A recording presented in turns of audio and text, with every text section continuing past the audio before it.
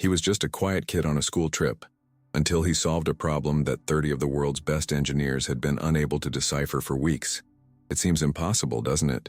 But what happened inside that glass and steel giant in Silicon Valley, in a crisis room full of geniuses and pressure, forever changed the fate of a billion-dollar corporation, a group of arrogant experts and a boy that the world was not yet ready to understand. Before starting the story, subscribe to the channel, like it, and tell us in the comments which city you are watching from. The air inside the school bus smelled of peanut butter sandwiches and the warm plastic of the seats, a familiar scent that Ethan Hayes barely noticed. His eyes were fixed on the landscape passing by the window, where the manicured lawns of San Jose were gradually giving way to the glass and steel monuments of Silicon Valley. For most of his 6th graders, the field trip to Autistic Solutions was just an excuse to skip math class, a chance to win a random prize and maybe see a real robot. For Ethan, though, it was different. He didn't talk much in class, and at recess he preferred the company of a sketchbook to a soccer ball. His world was built of lines, gears, and systems that he tirelessly drew, taking objects apart and putting them back together in his mind. As the bus swerved toward the company's imposing entrance, he felt a strange sense of familiarity, as if he were returning to a place he had never visited before.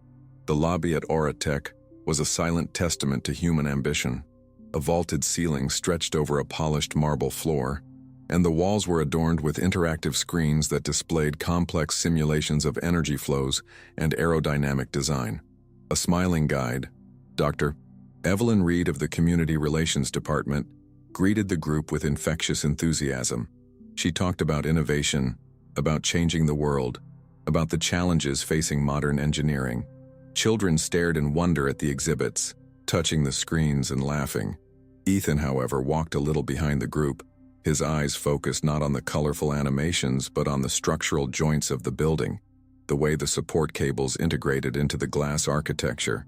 He clutched his notebook tightly, the lead of his pencil already moving discreetly, capturing not what was shown but what was hidden in plain sight. It was a habit he had developed since he was little, looking for the logic behind things, the skeleton that supported the skin. As the group was led through a glass hallway that offered a panoramic view of the prototyping labs, one scene in particular caught Ethan's attention. To the right, behind a wall of polarized glass that partially obscured the view, was a conference room. Inside, a group of adults were huddled around a large table. Their postures were tense, their shoulders hunched under the cold light of the monitors. In the center of the table, on a rotating base, sat a complex-looking piece of metal, a disassembled engine component that seemed to be the epicenter of their collective frustration. Voices, muffled by the glass, escaped in murmurs filled with urgency and weariness. Dr. Reed continued to talk about the company's successes, about a new delivery drone, but Ethan had stopped. The rest of the group moved on, but he remained there, his 11-year-old eyes fixed on the room, feeling the weight of a problem he didn't yet understand but whose existence was palpable in the air. Dr. Reed, noticing that one of her young visitors had fallen behind, returned with a patient smile. "Is everything okay? Would you like to join the group?" she asked, her soft voice a contrast to the tension emanating from the glass room. Ethan didn't answer right away. He simply nodded discreetly toward the room. "They have a problem," he said, his voice so low it was nearly drowned out by the echo of the hallway. "With the rotary coupling of the dynamic compensation module."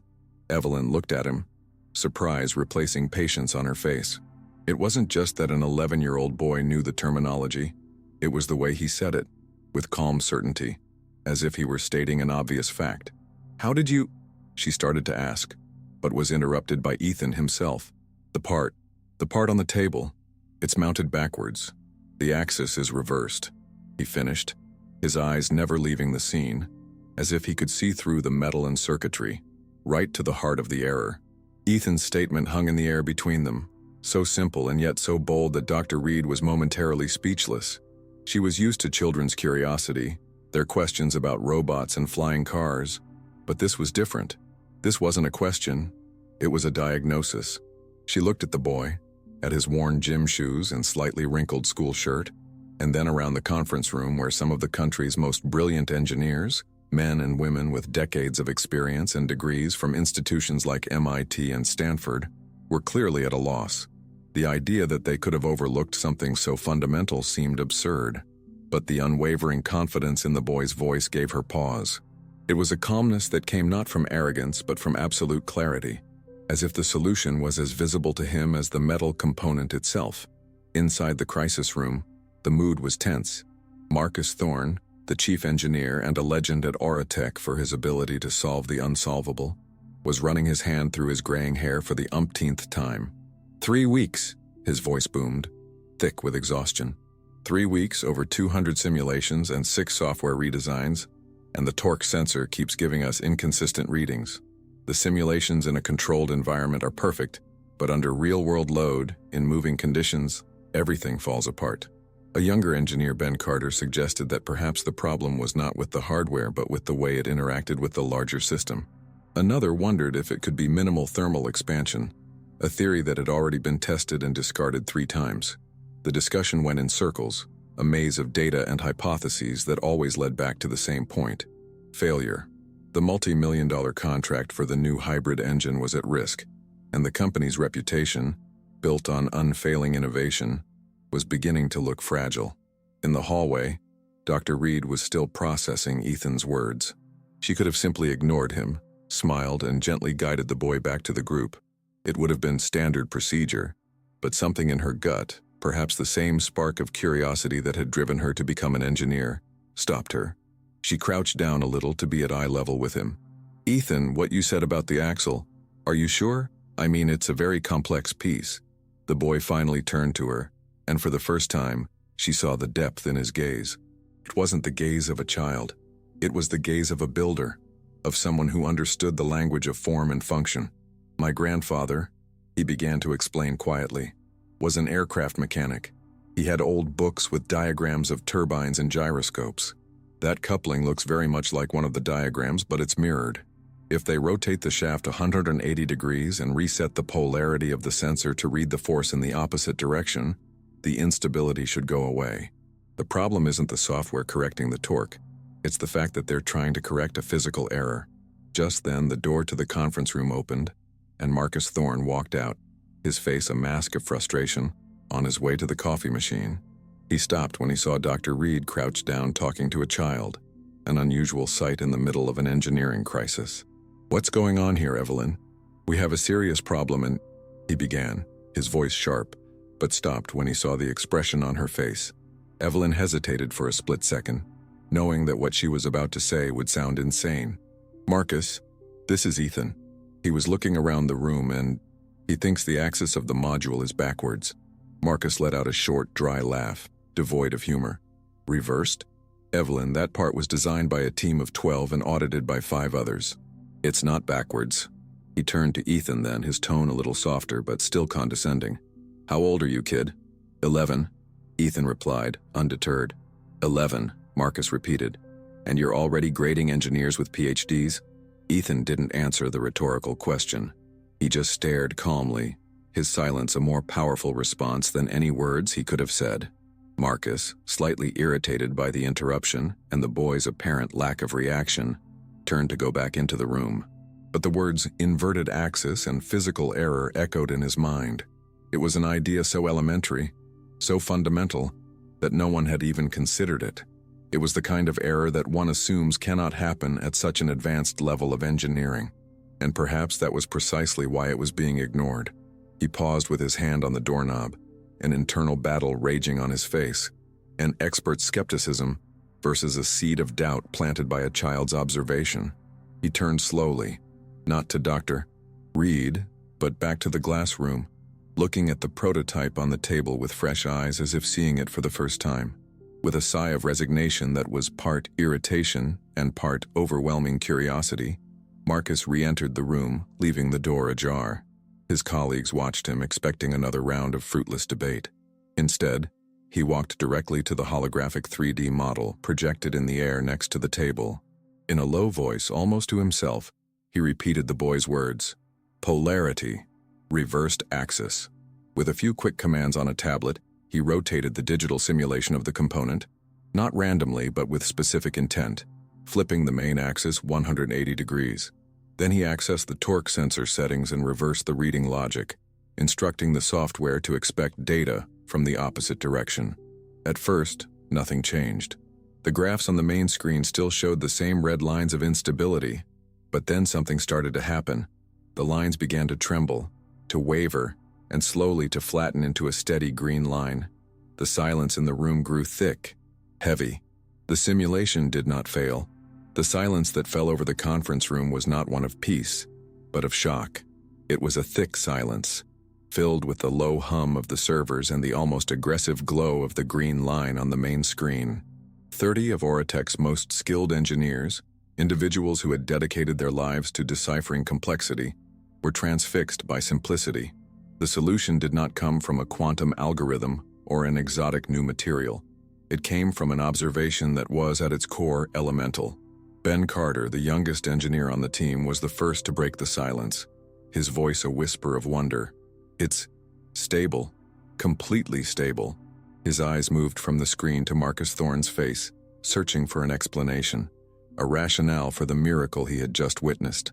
All eyes converged on the lead engineer. He could feel the weight of every pair of eyes, each one carrying the same silent question. "What did you do?" Marcus swallowed hard, the bitter taste of professional pride mixing with overwhelming relief. He knew that moment would define his leadership. Marcus Thorne took a deep breath, the air feeling heavy in his lungs. He looked at the faces of his team, seeing a mix of confusion, disbelief, and a hint of shame. He could have tried to take credit, to spin a complex narrative about a fundamental parameter revision that had led to the solution. But the sight of the boy in the hallway, his unshakable calm, made any lie impossible.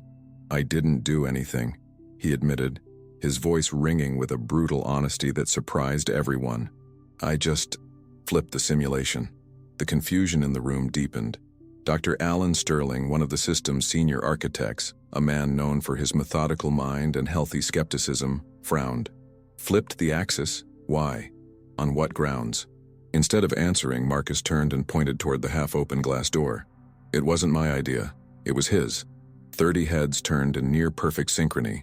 On the other side of the glass, small and motionless, stood Ethan Hayes, standing next to a visibly stunned Dr. Reed. The image was surreal, the cutting edge of world engineering, transfixed, staring at an 11-year-old boy as if he were the answer to a universal riddle. For Dr. Evelyn Reed, the world seemed to slow down. The moment 30 faces turned toward her was like a silent shock wave. She felt a chill run down her spine, a mixture of dread and elation. Her first instinct was to protect Ethan, to step in front of him, as if she could shield him from the intensity of this collective scrutiny. But when she looked at the boy, she realized he didn't need protecting. He wasn't scared or proud. His face held the same expression of neutral observation. He was simply watching the outcome of his hypothesis unfold, like a scientist observing a chemical reaction in a test tube. He didn't see bruised egos or careers at stake. He saw only cause and effect. It was then that Marcus Thorne's voice cut through the silence again, this time not as a question but as an order that would change the course of that day forever. "Bring him in here." The hallway, which had once seemed like a mundane passageway, suddenly became a ceremonial path. Each step Ethan took alongside Dr. Reed toward the conference room seemed to echo disproportionately. As he crossed the threshold, he was greeted by an abrupt change in the atmosphere. The air inside the room was cool and dry, with the distinct smell of electronics and the strong coffee that fed the staff. The hum of computers was a constant presence, a background noise to the human silence. But the most overwhelming sensation was the eyes. 30 pairs of eyes belonging to some of the most analytical minds on the planet were fixed on him. They were studying him not as a child, but as an anomaly, an unexpected variable that had disrupted their equation. In his school uniform and with his sketchbook pressed to his chest, Ethan seemed like an otherworldly figure, an analog element in a digital universe, a living reminder that human perception still held secrets that no processor could decipher. Yet Ethan seemed immune to the pressure of the room. Instead of looking at the curious and intimidated faces of the engineers, his eyes were immediately drawn to the center of the room. He ignored the gallery of experts and walked with silent purpose toward the table. His attention was focused entirely on the actual piece of metal, the physical prototype that had been disassembled and reassembled countless times. He reached out but stopped inches from the metal, his fingers hovering in the air as if sensing its energy field. Then his eyes moved to the holographic screen, comparing the real object with its digital counterpart. To him, the people in the room were peripheral. The real dialogue was happening between him and the object, between his mind and the problem. It was a pure, unconscious display of focus, an immersion so deep that the outside world, with its hierarchies and protocols, simply ceased to exist. Marcus Thorne watched the scene, fascinated. The boy's lack of self-awareness was what struck him most. Ethan wasn't acting. He was simply being. Trying to restore some semblance of order, Marcus approached, his commanding presence now tempered with a newfound respect. "Ethan," he said, his voice softer than anyone in the room had ever heard it. "Can you show us? Not just the solution, but what you saw that the rest of us didn't." He didn't ask as if he doubted it, but as a student might ask a teacher.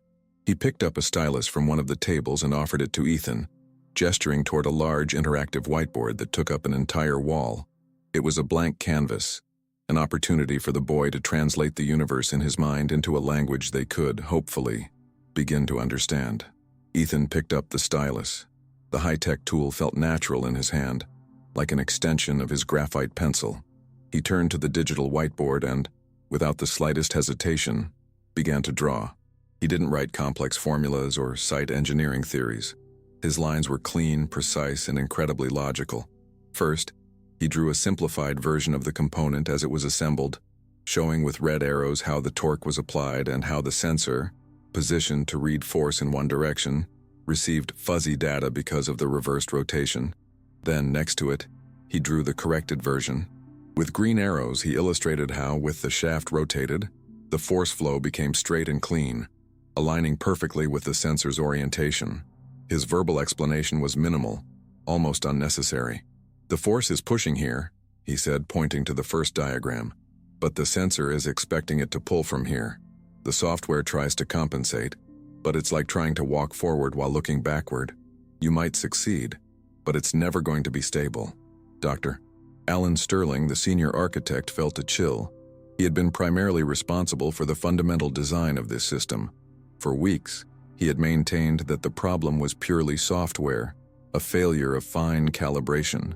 To see the logic of the error laid out so irrefutably by a child, using diagrams that looked like they had come out of a high school physics textbook, was a deep blow to his professional pride. He found himself searching for flaws in Ethan's explanation, for a flaw in his logic, for anything to latch onto. But there was nothing. The truth was simple, elegant, and humbling. He and his team, with all their experience, had built a skyscraper of complexity on a cracked foundation, and they were trying to fix the walls of the top floor instead of looking down into the basement. He looked away from the board, his eyes fixed on his own expensive shoes, feeling the weight of his own intellectual blindness. In contrast to Sterling's reaction, Ben Carter, the young engineer, was practically vibrating with excitement. He didn't feel embarrassed, but rather a sense of revelation.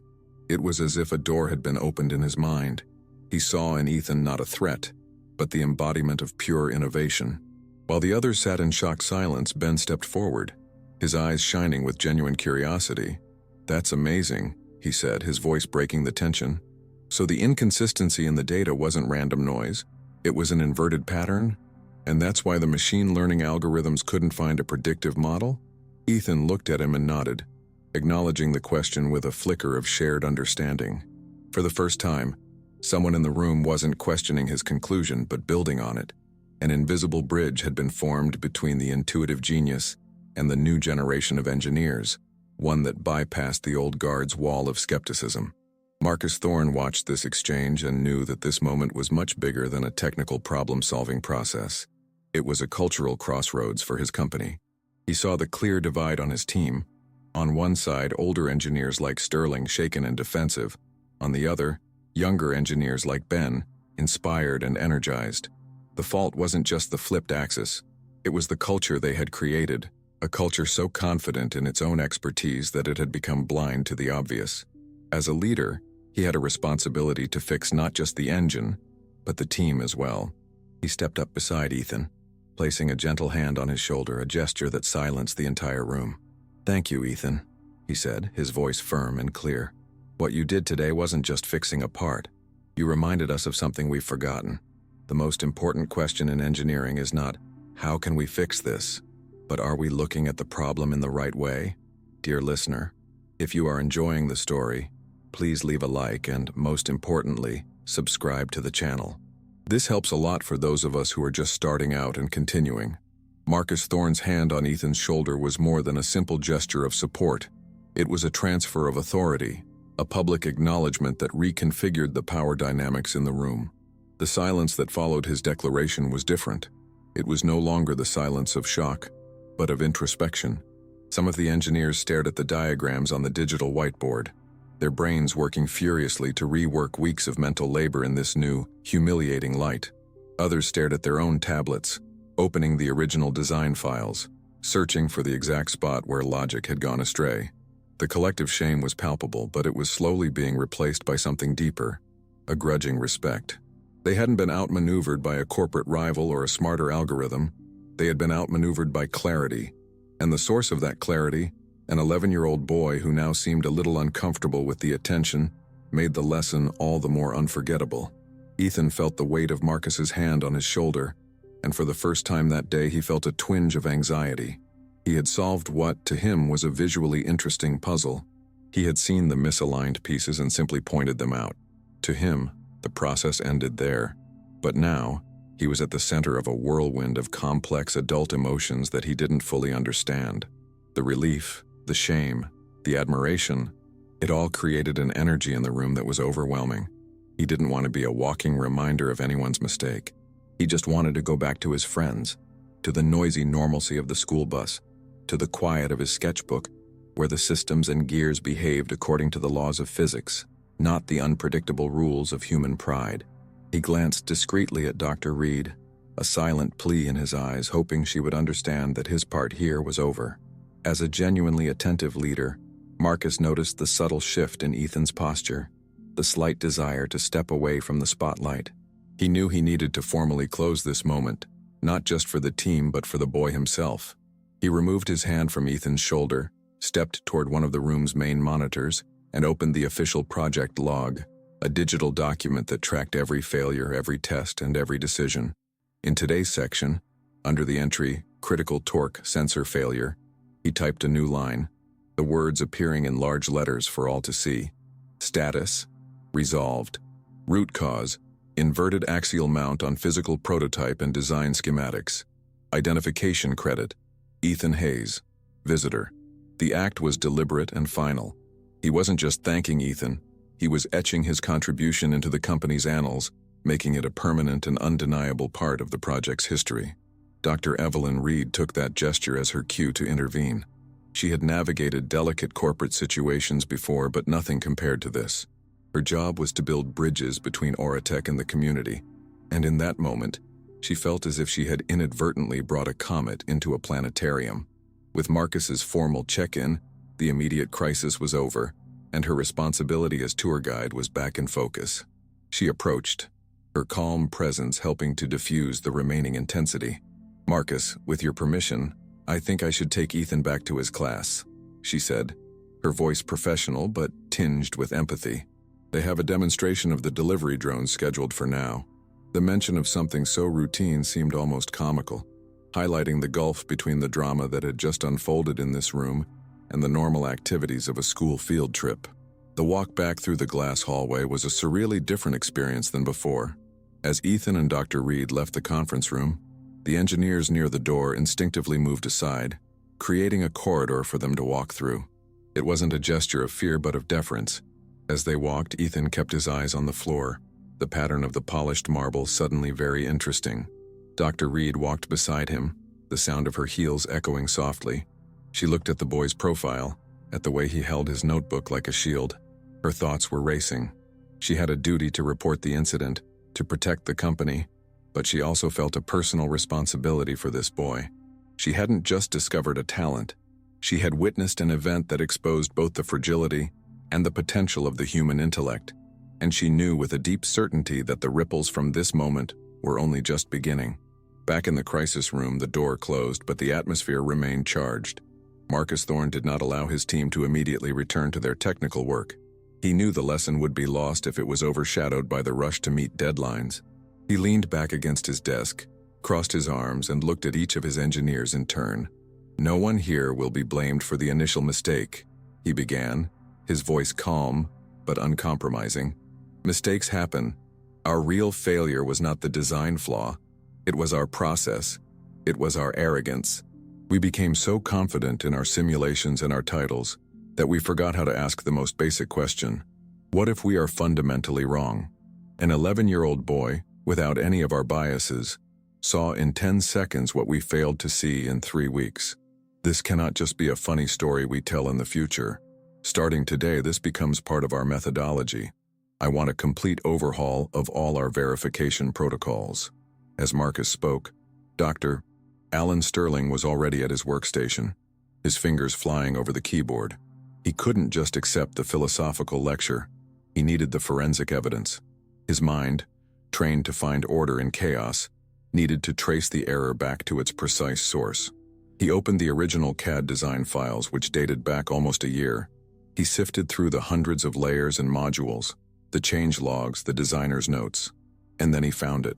In an obscure submenu of one of the earliest sketches, a single checkbox labeled "Invert Axis Orientation for Secondary Assembly" was checked. Probably an accidental click, a tiny human error made by a junior designer months ago. A mistake that should have been caught on the first or second or 10th revision, but never was because everyone assumed the initial design was correct. The discovery brought no relief, only a cold, uncomfortable clarity. The problem wasn't complex, it was their attention that had failed. Ben Carter, on the other hand, barely heard Marcus's failure part of his speech. His mind was already in the future, stimulated by Ethan's display of lateral thinking. The idea that the solution was hidden in plain sight electrified him. While the others were processing their shame, he saw an opportunity. As soon as Marcus finished speaking, Ben approached, not with an apology, but with restrained enthusiasm. "Marcus, about the protocol review, what if we create what we could call the Hayes Protocol?" he said, the name coming naturally. "A review stage where a separate team not involved in the design has one task, not to validate the work, but to try to break it by starting from the most absurd and fundamental assumptions. What if gravity were 10% less? What if the material isn't what we think it is? What if everything is backwards?" The idea was radical, but it was born directly from the day's experience, proof that the lesson was already beginning to translate into action. When Dr. Reed and Ethan arrived at the large atrium where the drone exhibit was being held, the scene couldn't have been more different from where they'd left it. Children were running around, laughing and pointing at tiny drones buzzing through the air in a large glass enclosure, picking up and moving small packages. The class teacher, Mrs. Albright, smiled in relief when she saw them. "There you are. We were starting to get worried." One of Ethan's friends ran up to him. "Dude, where have you been? You missed the drone that did a cartwheel." Ethan just shrugged, a small smile forming on his lips for the first time. "Somewhere around," he replied vaguely. He blended into the group, his presence melting into the normalcy of childhood.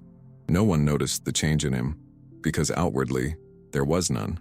But inside, something had settled. He had touched a world of adult complexity and emerged unscathed, his only reward being the silence restored to his own mind. The sharp sound of Mrs. Albright's whistle signaled the end of the field trip. As the children filed onto the bus, Dr. Reed watched Ethan from afar. He was chatting with a friend about a video game, completely immersed in his own world again. She felt an urgency to act, a sense that letting this moment simply end with the bus leaving would be a monumental mistake. Quickly, she pulled a business card from her pocket, and using the pen she always carried, scribbled a hasty note on the back. She approached Mrs. Albright as the teacher did the final count. "Mrs. Albright, could you please give this to Ethan Hayes' parents?" she said, her voice serious enough to convey the importance of her request. "I really need to talk to them. It's about what happened today." The teacher looked at her curiously, but nodded, taking the card. The bus door closed and the vehicle began to pull away, taking Ethan back to his normal life, unaware that the gears of his future had just been irrevocably set in motion. Dear listener, if you are enjoying the story, please leave a like and, most importantly, subscribe to the channel. This helps a lot for those of us who are just starting out and continuing. The bus ride back was the exact opposite of the ride there.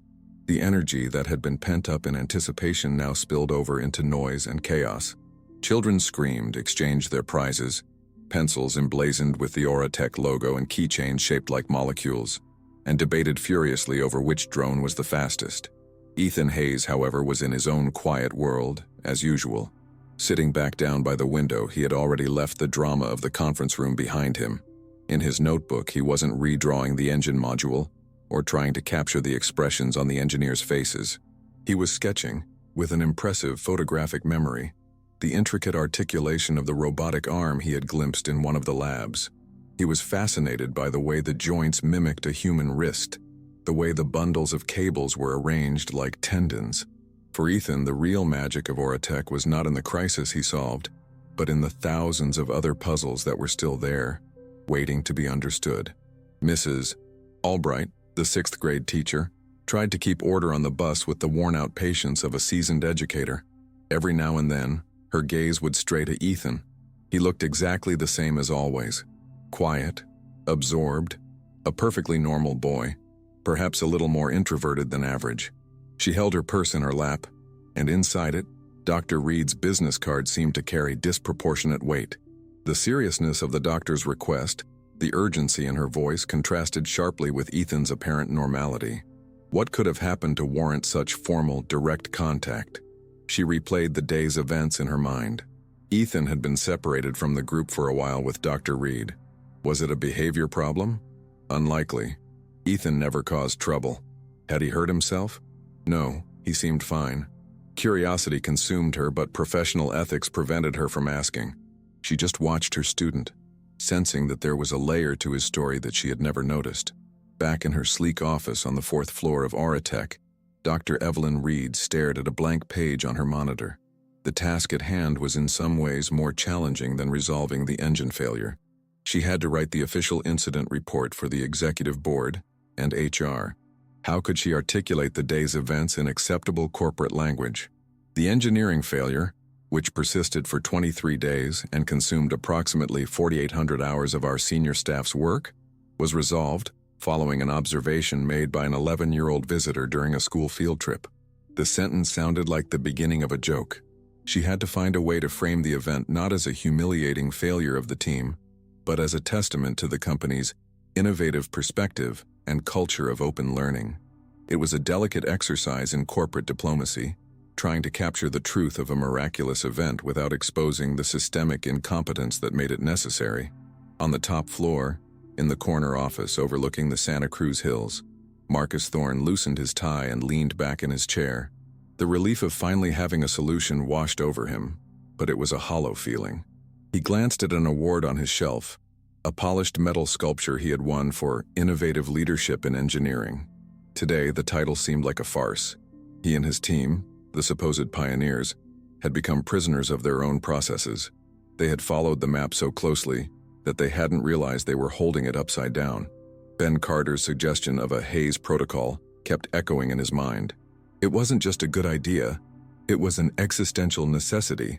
Autistic couldn't survive in a rapidly changing world if its greatest strength, its experience, was also its greatest weakness. That boy's visit hadn't just saved a contract. She forced an identity crisis across the company's leadership, and Marcus knew that how they responded to it would define his legacy. Dr. Reed's preliminary report, combined with a blunt phone call from Marcus Thorne, landed on the desk of Julian Croft, Autistic's CEO, while he was on a conference call with investors in Tokyo. After the call, he read the report twice, his face impassive. Where others might see an embarrassing failure, Croft saw something else entirely, a monumental opportunity. He wasn't angry with his engineers. Human error was a calculated variable in business. What fascinated him was the anomaly, the efficiency of the boy's solution. In a world where innovation was the most valuable currency, the ability to see what experts couldn't was an invaluable asset. He immediately sent Marcus an encrypted message. "We can't let this kid get away. I want a thorough but discreet and completely legal investigation. Consult with the legal team. I want to know who he is, who his parents are, what his background is. Don't scare him. Don't make promises. Just gather information. An asset like this doesn't come along every day." The corporate machine, with its insatiable hunger for competitive advantage, had just set its sights on Ethan Hayes. The smell of freshly cut grass greeted Ethan as he stepped off the bus onto his quiet street. When he walked into the house, his mother, Sarah Hayes, greeted him with a kiss on the forehead. "How was the tour, honey?" she asked as she stirred a pot on the stove. "It was interesting," Ethan replied. The same answer he gave to most things. To him, it was the honest truth. He didn't mention the conference room, the engineers, or the engine module. In his mind, that event was already being filed under puzzle solved. What intrigued him now was the structure of the bridge he'd seen from the bus window. He dropped his backpack, grabbed an apple, and went to his room. Within minutes, the floor was littered with parts of an old radio, screws, and wires as he tried to build a small electromagnetic generator based on a principle he'd read about. He was back in his sanctuary, oblivious to the fact that the world he'd briefly visited was now coming to life because of him. The phone rang as Sarah Hayes strained her pasta. It was a number she didn't recognize. On the other end of the line was Mrs. Albright, Ethan's teacher. Her tone was polite, but there was an underlying note of urgency that put Sarah on alert. "Mrs. Hayes, I'm sorry to call at home, but something a little unusual happened today," the teacher began. "At the end of the field trip to Autistic, one of the directors, a Dr. Evelyn Reed, specifically asked me to speak with you. She gave me her card and insisted that it was very important that you contact her tonight. About Ethan." Sarah felt her heart sink, the instinctive reaction of any mother. "Ethan? Is he okay? Has he gotten into any trouble?" The teacher quickly reassured her that Ethan was perfectly fine, but that the director sounded extremely serious. The call ended, leaving Sarah with a knot of anxiety and a name, Autistic, that now sounded much more ominous than it had this morning. With Dr. Reed's phone number scribbled on a piece of paper, Sarah stood in the middle of the kitchen. The sound of the television in the living room and the smell of tomato sauce had been the soundtrack to her normal, safe life. Now, a call from a multi-billion-dollar corporation about her quiet, dreamy son felt like an invasion. She glanced through the door to Ethan's bedroom and saw him completely absorbed, a copper wire wrapped around his fingers, his expression a mix of concentration and peace. A wave of protectiveness washed over her. What could they possibly want with him? Had he accidentally broken something expensive? Had he seen something he shouldn't have? Silicon Valley was a world of secrets, cutthroat contracts and cutthroat competition. It was a world she felt her son, with his gentle nature and unique mind, was not prepared for. The thought of exposing him to it terrified her. After a long hesitation, her heart beating a little faster, Sarah dialed the number. An assistant answered, and at the mention of Ethan Hayes' name, she was transferred almost instantly. "Dr. Reed speaking." The voice was calm, professional, and confident. Sarah identified herself, her own voice shaking slightly. "My son's teacher, Mrs. Albright, said you needed to speak to me about Ethan. Has something happened?" On the other end of the line, Evelyn chose her words carefully, knowing she was dealing with a worried mother. "Mrs. Hayes, please do not be alarmed. Ethan is not in trouble. Quite the opposite. Today, your son, he did something absolutely extraordinary. He helped us in a way that is very difficult to adequately explain over the phone. The reason I am calling is that we at Autistic would greatly appreciate the opportunity to speak with you and your husband in person, if possible, to explain further." Sarah hung up the phone and sat down heavily in one of the kitchen chairs. "Doctor," Reed's words echoed in her head. "Absolutely extraordinary. Helped us. This wasn't about problems. This was about, what? Genius." The word seemed too big, too dramatic to her son, who had trouble remembering to take out the trash. She had always known that Ethan was different. His way of seeing the world, his ability to focus, his passion for taking things apart and figuring them out. She had always seen it as a personality trait, something to be nurtured and protected. But it had never occurred to her that this difference could be something of value in a world like Autistic. The call hadn't eased her anxiety. It had merely changed her nature. The fear that he was in trouble was replaced by a new, more complex fear.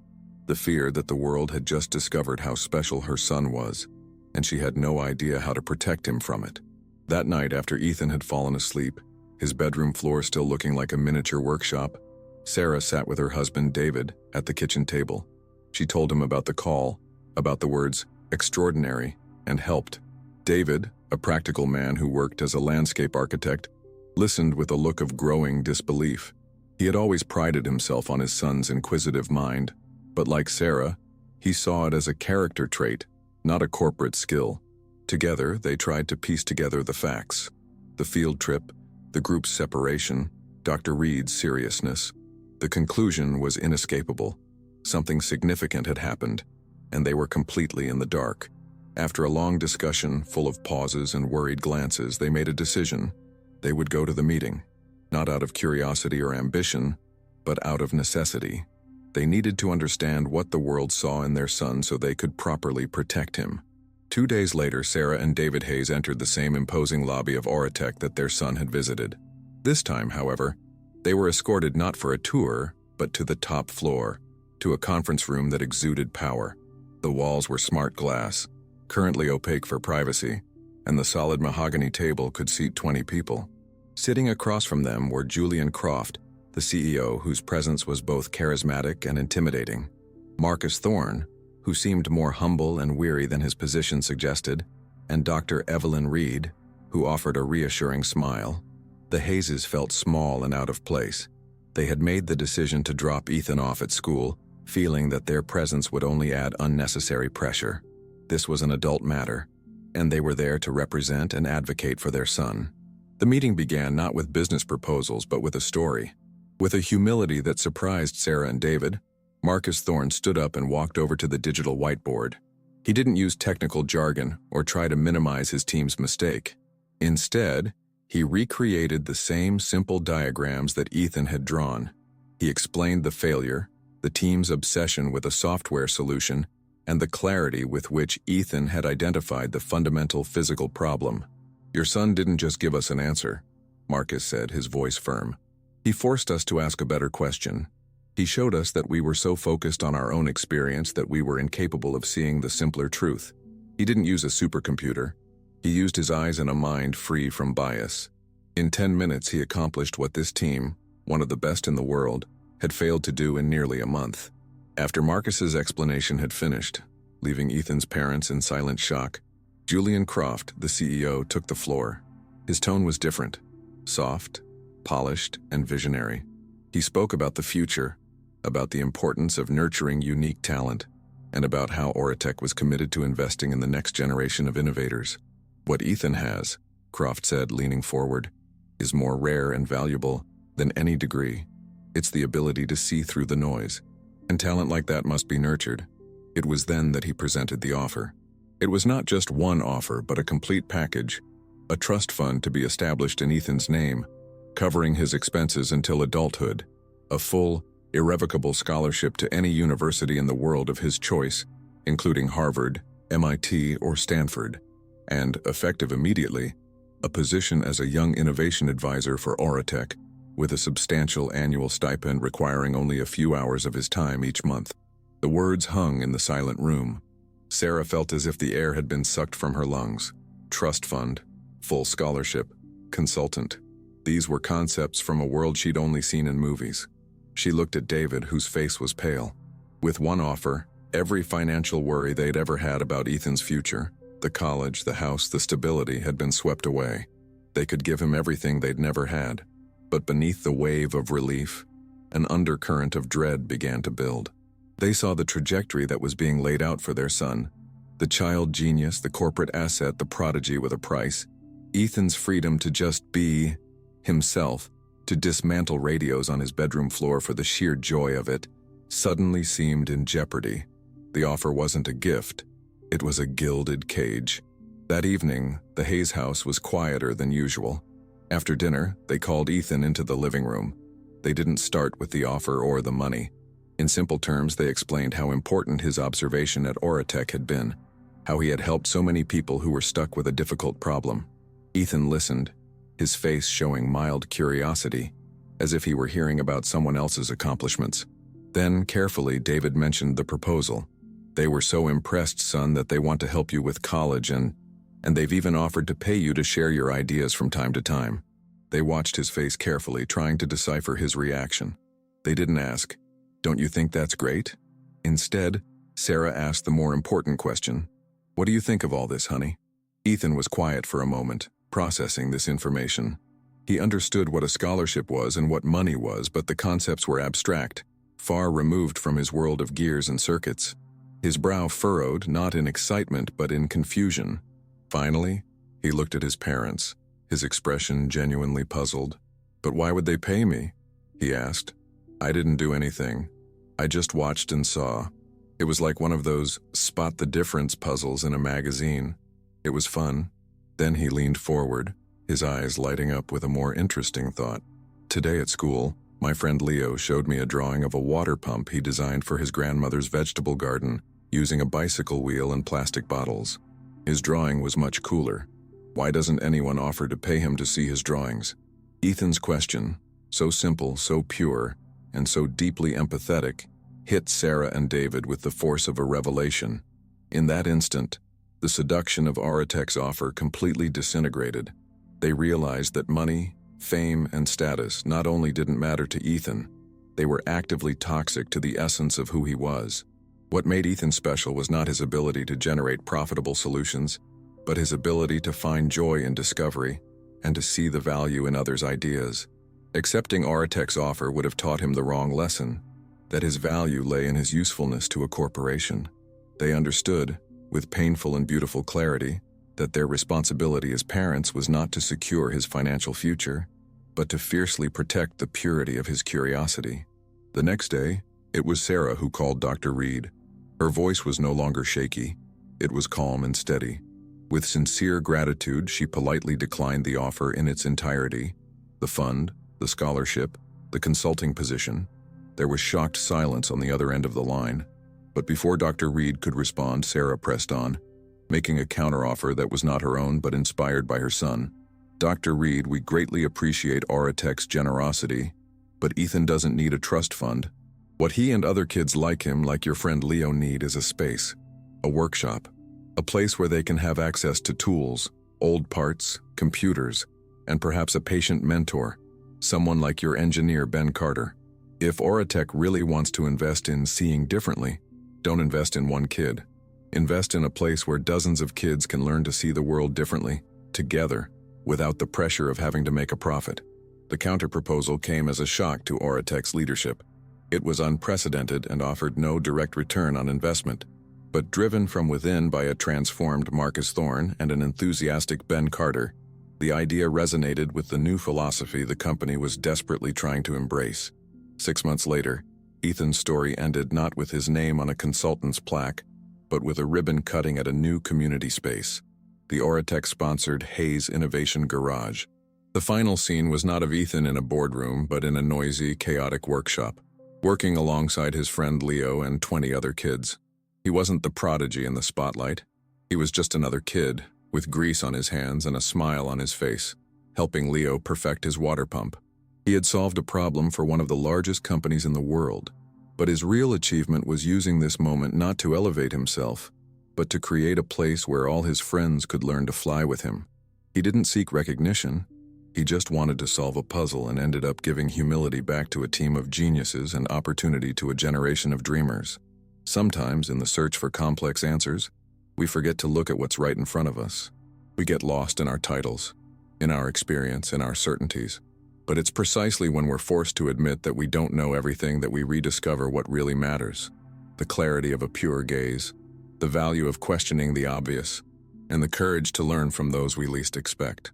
If this story touched your heart, just as it touched Ethan's, his parents, and even Marcus Thorne's, subscribe to the channel so you don't miss other stories that remind us of the power of a different perspective, seeing the world through different eyes.